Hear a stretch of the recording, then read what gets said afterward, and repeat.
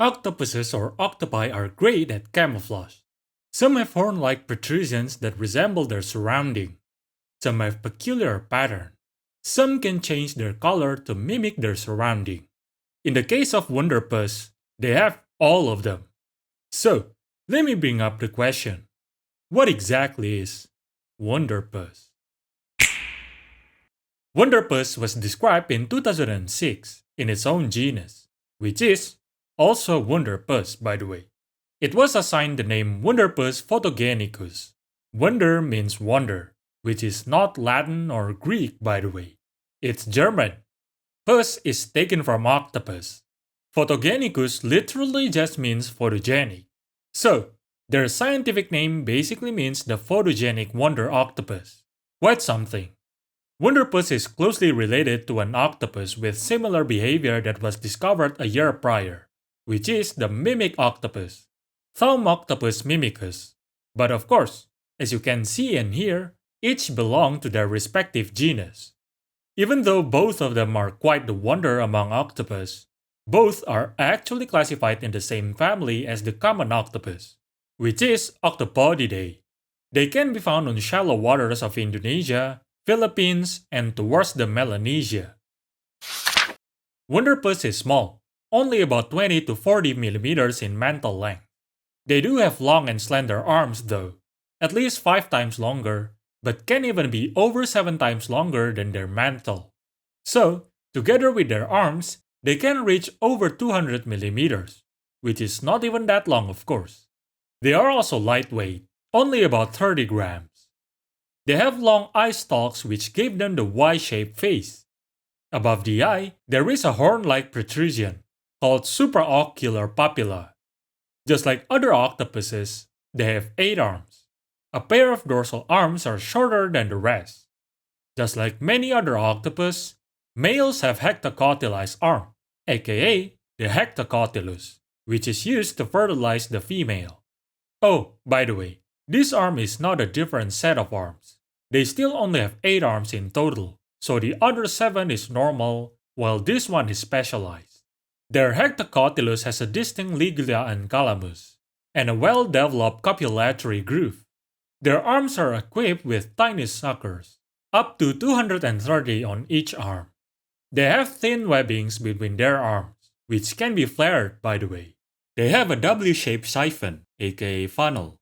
Just like other octopuses, their mouth is equipped with beak.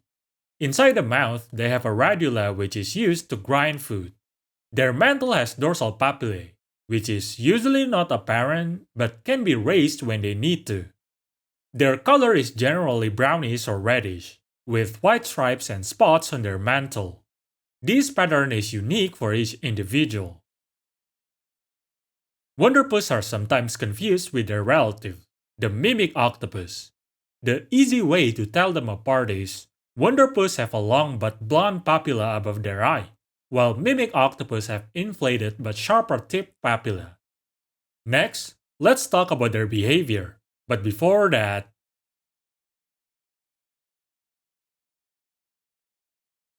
Wunderpus generally live in shallow water with soft sediment substrate.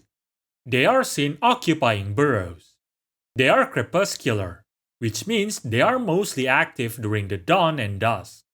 As with other cephalopods, they are predators. Wunderpus are known to feed on fishes and crabs.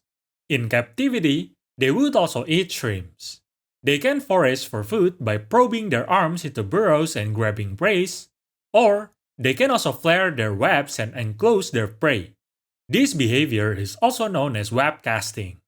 They are hypothesized to be autotomic, which means they can sever their arms to escape. Naturally, they can regenerate their arms, which is why they are often seen with several short arms. Those short arms are still in the process of regeneration. During mating, male will mount the female. They will insert their hectocotylus into female's mantle. Females can spawn more than 80 eggs. Females are observed to brood their eggs under their web. They do this for around 37 to 38 days, until the eggs finally hatch. During this period, females don't eat. After the eggs hatch, the observed female dies after 1 day.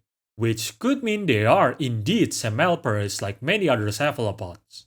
Semmelporous means they only reproduce once during their lifetime, by the way.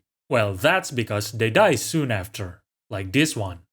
The hatchlings are planktonic, meaning they float on the water column instead of crawling on the bottom of the sea. They are only around 1 mm long, with short arms, each equipped with 4 suckers. They also have caulicular organs, which are hard to see chitinous setae scattered on the surface of their skin that helps them stay afloat. They already have chromatophore spots. These chromatophore spots are, again, unique patterns and can be used to identify them. As they grow, their arms grow longer, more suckers form, and of course, more chromatophores. Oh, by the way, chromatophores are sac organs filled with pigments. These sacs are attached to muscles, and so they can expand and retract these to, practically, change color. Many cephalopods do this to communicate and/or camouflage themselves.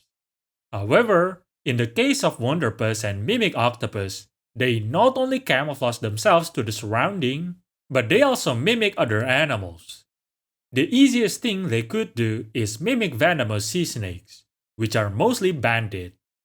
They are also known to mimic lionfishes, which are also venomous.